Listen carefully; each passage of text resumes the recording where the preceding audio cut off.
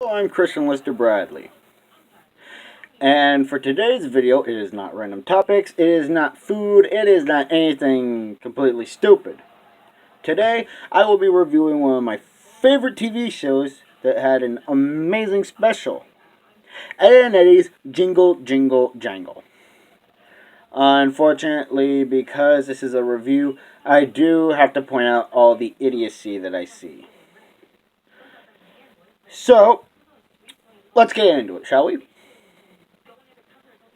We start off with snow falling in the cul-de-sac of Peach Creek. We see a young Johnny 2x4 out running around playing in the snow with his great friend Plank, a piece of wood he very much talks to. Yeah, this kid is either scarred for life or he has so many issues his parents don't even want to try to understand it. Anyway, so after that we get a few opening credits here and there, some story artists, some writers, some directors. One great director, Danny Antonucci, which you'll actually see in many of the opening credits of everything associated with Ed and Eddy except for the fan art and probably a few things you might see on YouTube. Anyway, so we next open into Eddy's house. The leader of the Eds sneaking around while his parents are away, trying to get a peek at his Christmas gifts. Can you say cliche? Someone's really egging on Santa and trying to get on his nihilist. So, he looks every single place over. Sorry, I'm really addicted to these frickin' Tic Tacs. Anyway, he looks all over his house, trying to find his parents' secret Christmas stash.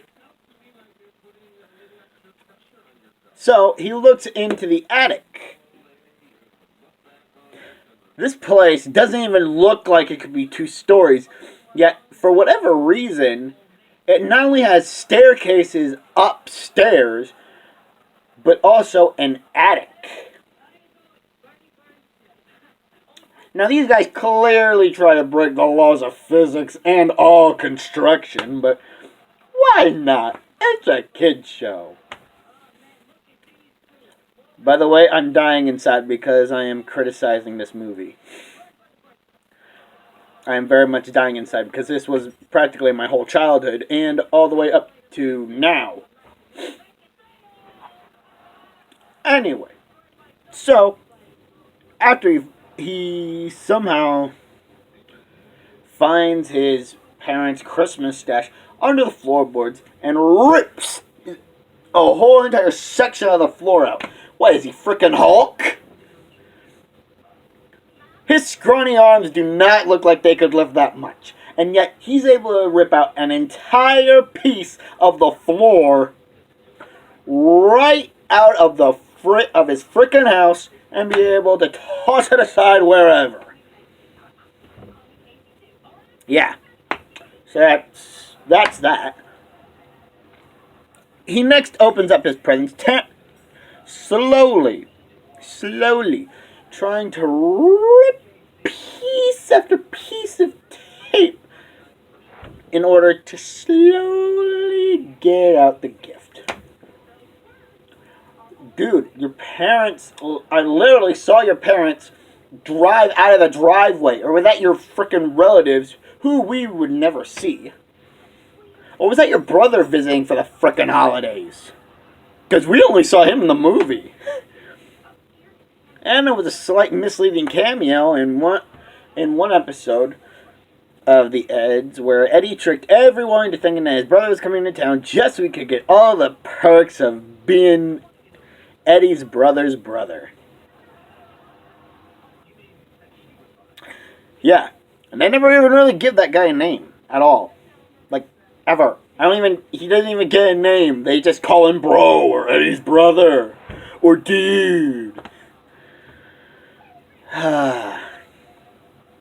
That guy's a turd.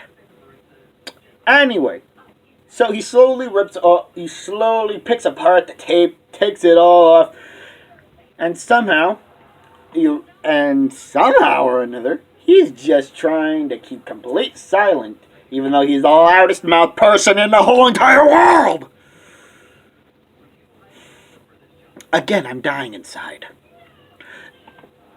Anyway, so he opens a gift to find a sweater vest.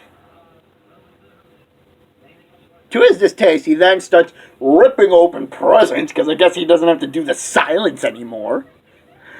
Yeah, that's okay. I guess you were trying to be silent so your parents wouldn't hear you, but I guess you finally realized your parents are gone. And what kid opens their parents' secret stash of gifts anyway? That just seems frickin' stupid and selfish. I don't think I ever did that. And if you have, you made it on Santa's naughty list. Once or twice. Beware. Anyway, the second present he opens is, believe it or not, a dickie. It's apparently an article of clothing that you use for suits, like really fancy people do. Yeah, I'm not lying here. He actually got a dickie, and he literally says, a dickie? They still make these? I can't remember if that's actually what he said. But because I haven't seen the movie or the special in a while, I used to have a compilation of Cartoon Network Christmas specials, but I can't find it anywhere in my storage.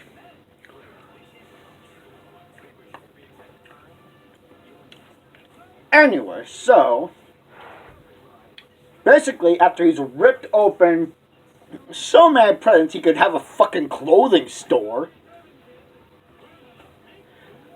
we then open in on Ed's house. The dumbest and yet strongest of all the Eds.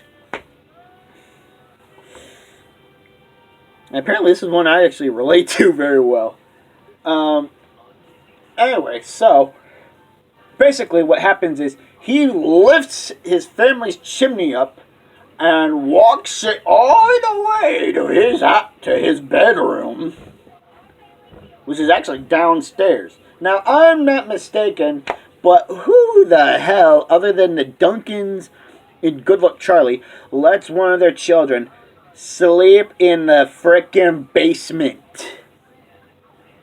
Last I checked, the basement was for storage. Storage of shit you don't keep in your up above because it's just taking up space. But I guess this movie this special has to have some kind of crap. And how the hell can a guy so young in only high school possibly be able to light the frickin' chimney? Again, are they the kids of frickin' Hulk? Is this frickin' Hulk just as a kid? Doubtful. Anyway, so he rips out his chimney, and we see that Ed is a total Santaholic. He's got so many drawings and things of Christmas, stockings hung up every single place around in his frickin' room. This guy's more obsessed than I am over Yu-Gi-Oh! And I am obsessed enough to quote it in this video. Anyway, so after he's brought his stuff down, after he's brought the chimney into his room, his sister Sarah, a little redhead child who is a demon spawn, I'm not even gonna lie, basically hits her brother in the face and asks him what he's doing with the chimney. And he then says some stupid stuff about Santa. Well, actually, no, it's stupid, but yeah. Anyway. His sister then says, just make sure that Santa sees my stocking, alright? Or I'll stuff you in the turkey. Okay, I know turkey is a good thing for Thanksgiving and Christmas, But come on. Come on. How can any child be such a huge demon spawn? What, did her frickin' parents just leave her in front of the TV with Adult Swim and Robot Chicken? That's the problem with everything. It's things like Robot Chicken that are ruining children. Along with other aspects like the frickin' lame-ass Dr. Seuss movies that they've made live action. Yeah, I'm looking at you, Cat in the Hat. Stupid frickin' Michael Myers. Anyway, so after hanging up her sister's stocking with nails, he then hears a knocking at the little window in the corner next to his desk. This kid's dumber than a sack of hammers. He has a desk for just making sci-fi stuff. You know, with all the time he reads about sci-fi stuff, you'd think he'd at least be able to do some schoolwork, maybe get his grades better, but no. But I still love Ed. He's an amazing character. He's funny, and his obsession with chickens and gravy, it's relatable, you know? I don't know why. I really don't know why. I'm just so weird. Anyway, so the knock on his window, he thinks it's Santa. Why would Santa be coming when you're awake, goofball? Why? Effing why? Anyway, so it turns out that it's not Santa, but instead it's Double D, otherwise known as Ed with 2 Ds. Literally, 2 Ds. All dressed up in his freaking big Santa belly type orange freaking coat for the holidays, with a flower in arm, ready to give it to Ed for a gift. Right then and there, Ed pulls him inside through the window. I'm not even kidding. Through the small ass window that it should be physically impossible for this guy to get through. Especially with that coat. But somehow he gets through even with his coat. He's then knocked into a wall, right out of his coat, into a chair, comes out with the flower, and it seems like it's fine, I suppose. Like I said, I haven't watched this in so long. The slapstick is amazing, though. Anyway. So, apparently, Double D brought him a poinsettia, and then Ed says, hug? And Double D's saying in his head, smile, ignore his body odor, ignore the foul, disgusting breath. Smile and let the season of the holidays embrace you. Yeah, I couldn't make this stuff up even if I tried. Anyway, so after such a thing happens, Ed starts talking about how the seasons definitely give him a warm, fuzzy feeling inside. And Double D proceeds to tell him that it's the season. It's the season that's giving him this amazing feeling.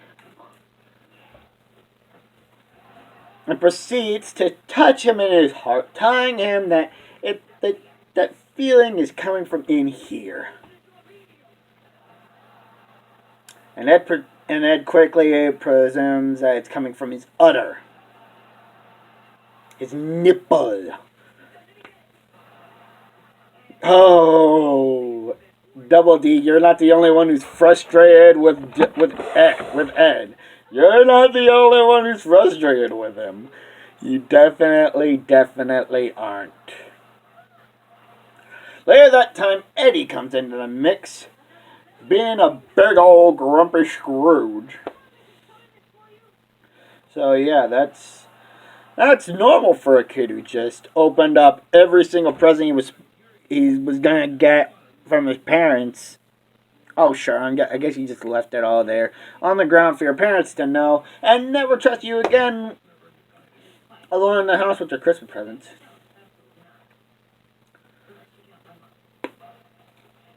After so much of talking to his friends, Eddie and Double D, Eddie then decides to put himself up for adoption.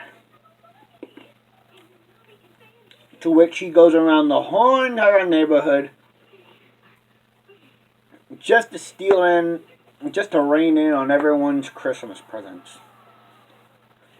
Yeah, this guy is so on the nihilist, it's not even freaking funny.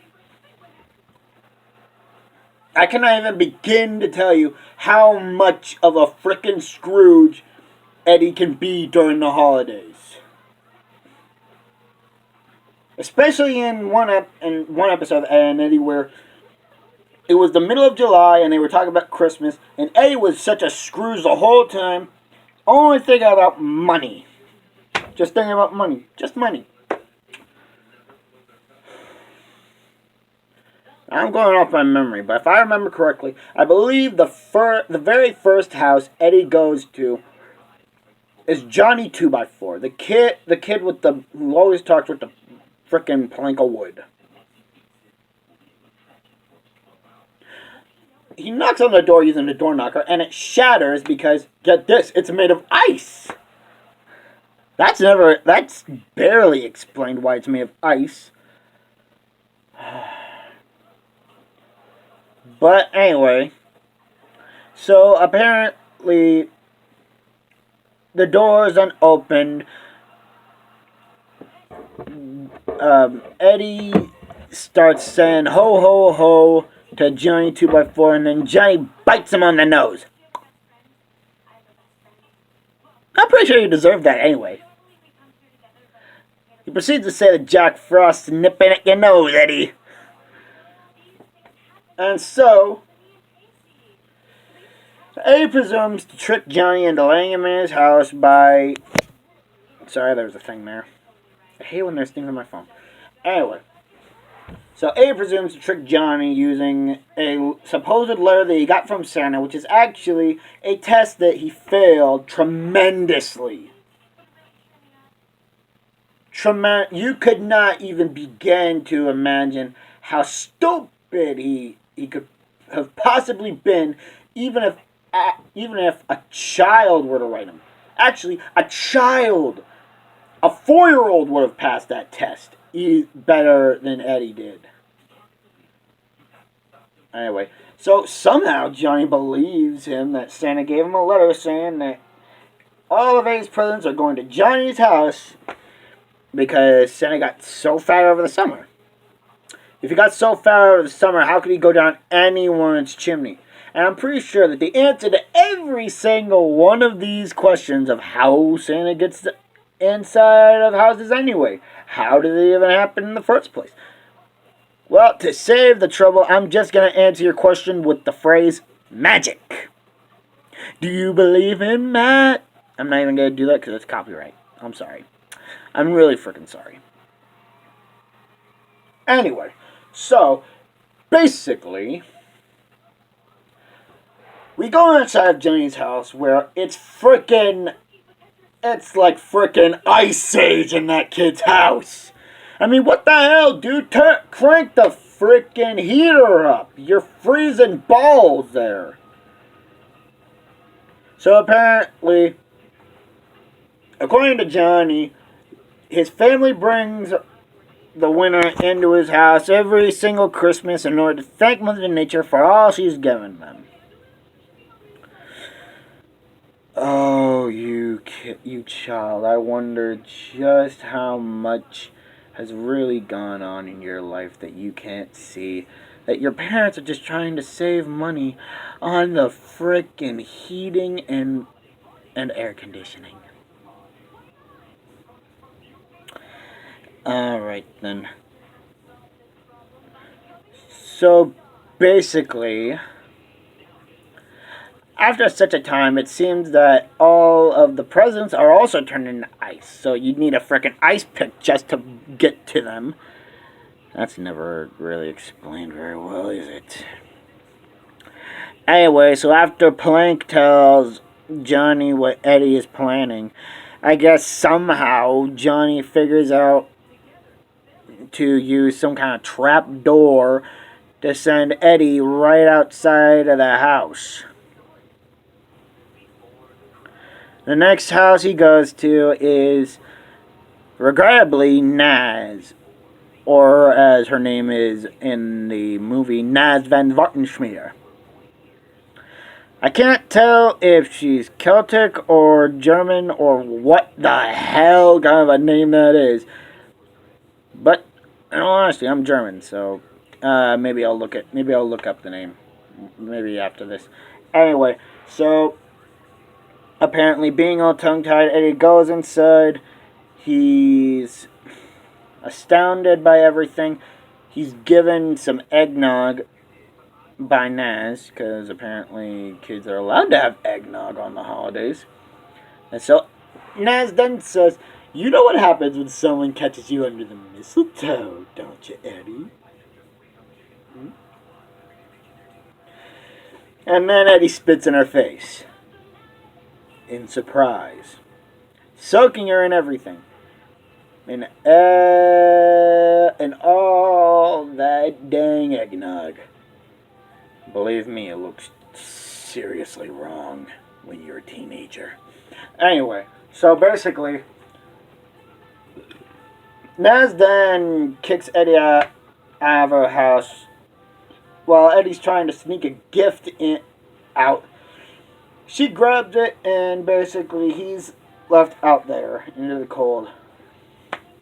I'm fast forwarding everything, so I don't take too much of your time. Anyway, after being kicked out of every single house in the neighborhood, including Rolf, Jimmy, Kevin, everyone, we then find an Eddy out alone in the cold, wishing he had some kind of something this Christmas. He couldn't even see that his friends were trying to help him figure out the true meaning of Christmas when they literally tried to put on a Christmas play for him. They tried to put on and as everything's going on, the Canker sisters are out on their journey, because apparently Cartoon Network thinks, well, actually it is a good idea, thinks it would be a good idea to reenact the three wise men who came to baby Jesus on the night he was to be born. Not only bringing fur, which runs with myrrh,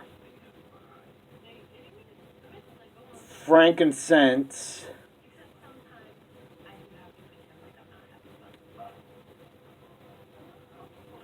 francs and cents, which is basically a couple pennies and some what looks like a link of sausages or hot dogs, and a moldy sandwich. That's right, mold, which also rhymes with gold. There's gold in them mines. Yeah, so that's actually pretty good a lot of the time. Anyway, so after that's happened, Eddy's alone wandering the cul-de-sac into what looks, I guess, to be the middle of frickin' nowhere, where apparently there's a tree just sitting around inconspicuously, just standing there coincidentally. Using a whole bunch of words to try and see which one fits. I think coincidentally fits. Anyway, so one light on the Christmas tree basically gets snuffed out of nowhere. And then Eddy himself is just standing there right next to it. Just standing there right next to it. He's warming up his hands, putting them in his pockets. And then out of nowhere, he finds a Christmas light in his pocket, which Ed had put in there out of nowhere because I guess somehow the spirit figured he'd need it. Because I guess somehow Ed figured he'd need it or something. Or maybe it's all part of Santa's big plan. One or the other. I admire the Jelly Man for, at least getting that straight. Anyway, so Eddy, out of the goodness of his heart, changed the light bulb without thinking of himself or his own selfish deeds. And then the tree, the light on the tree then lights up like the frickin' 4th of July. What, is there enough power in the entire strand just to make one light frickin' blow up like the frickin' like that frickin' ball that drops in Times Square? Apparently.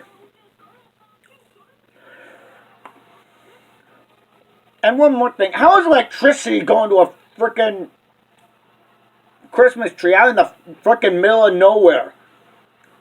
What, did Ed suddenly think that would make sense?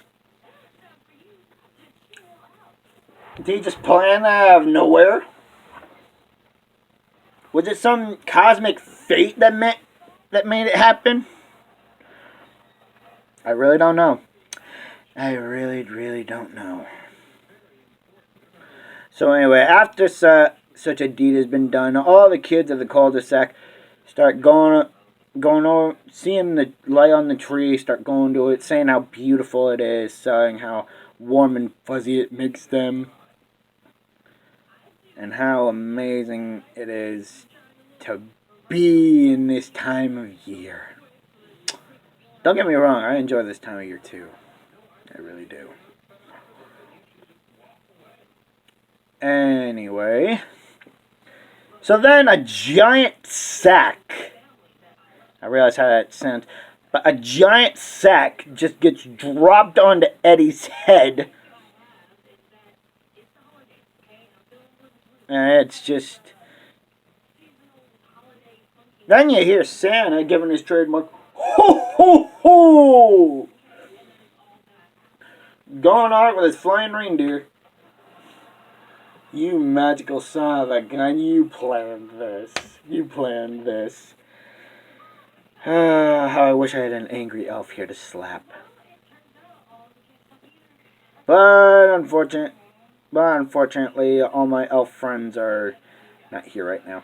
So, I'm just doing this. Anyway, so then Eddy starts looking in the bag and starts reading off the names of the kids who got presents. Eddy, Ed, Kevin, Sarah, Johnny, Rolf, Sarah, Jimmy, and even Eddy got a present. Then right then and there, Eddy closes up the bag and starts booking it. Just booking it to Rolf's shed because, oh, well, it just makes sense to go to Rolf's shed because that's just the perfect place to hide. No one would ever think to look for you there.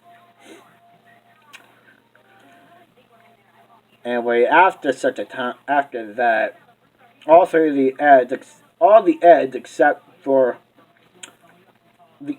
for Double D start fighting over the gifts.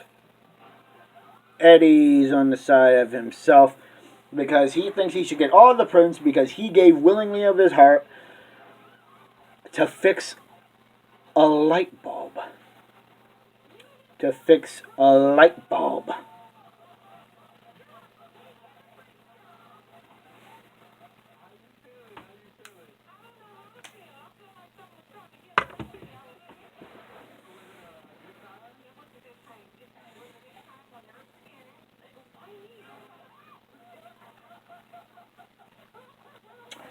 Okay.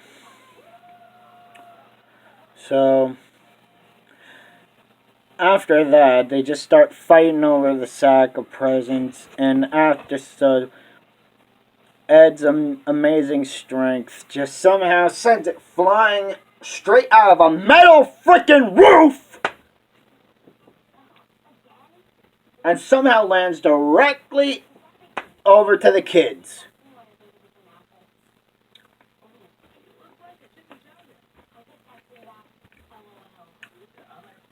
And then Eddy just starts beating on Ed, throwing him to his side and tries to run out to get his presents. And then, BAM!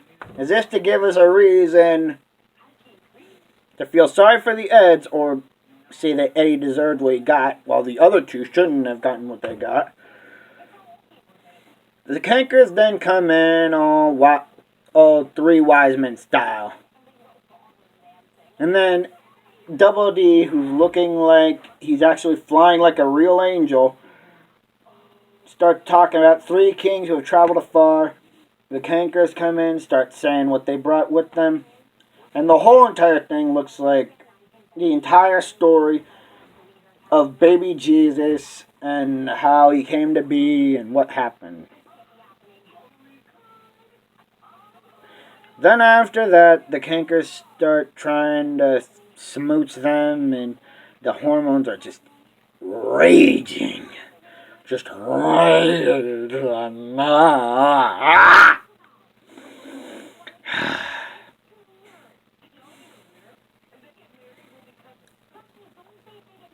So after that scene, one of the Cankers then put a sign on the door that says, "Don't open until next Christmas." So why not? We shouldn't open until next Christmas. Alright, go. I don't know. Anyway, so after that, we then come over to the kids of the cul-de-sac sitting on top of a ledge, singing, "We wish you a Merry Christmas and a Happy New Year." Rolf getting lost as heck, can't figure out what he's reading, can't figure out what everyone is doing, and just standing there, all confused as heck. I really should have cleaned myself up better before doing this. Probably should have trimmed the beard or gotten some kind of something. Anyway, so basically after that, the whole thing ends and the end credits start going. All in all, while it might seem that this movie has so much destruction of the laws of physics and the laws of anything that should actually happen in real life, I will have to admit that this movie is actually one of my more favorite of the Eddy specials. I personally love to death Eddy Boo Ha Ha, their Halloween special, which was actually something I binged watched countless times during October. I'm not even lying. Anyway, but they stopped right at the specials they had were Boo Ha Ha, Jingle Jangle, Hanky Panky, Hullabaloo, which was actually their Valentine's Day special. I'll get to that one when Valentine's Day comes around. And the other one was, well, now I can't remember. It's been so long since Eddy has been on TV that I really miss them. Anyway, I will have to give it to Danny Antonucci. He did really great work with this special. The message was solid. The voice actors really did great on their parts. I can't even say anything bad about the voice actors.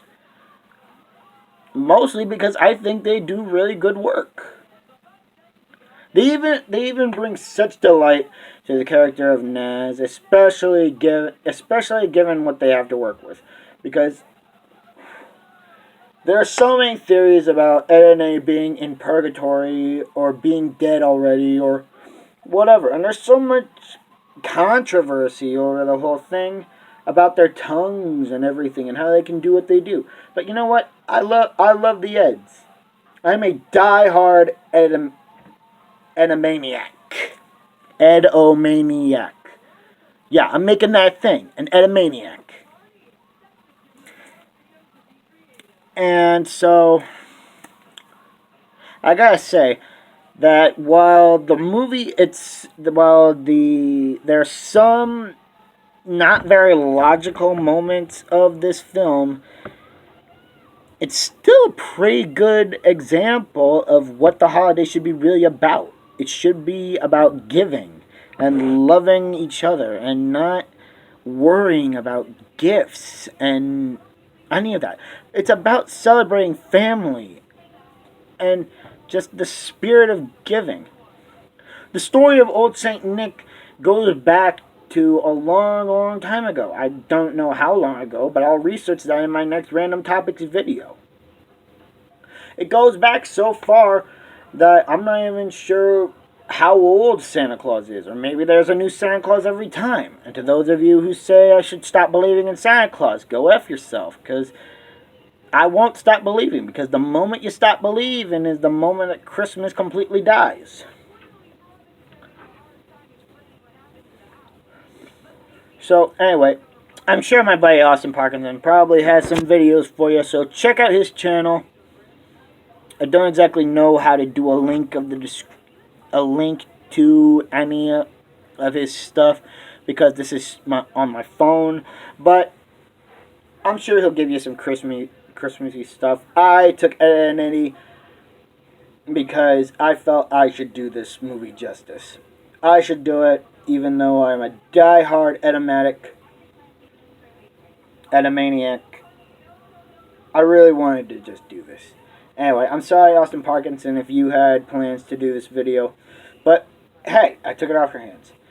Anyway, good day, good night, and good fortune to you all. Like, comment, subscribe for more. Comment on my random topics. I'll try to put out more random topics next year and sometime during this holiday season.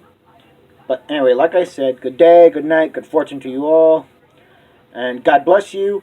Merry Christmas, Happy Hanukkah, Happy Kwanzaa, and a Merry frickin' holiday season to you all.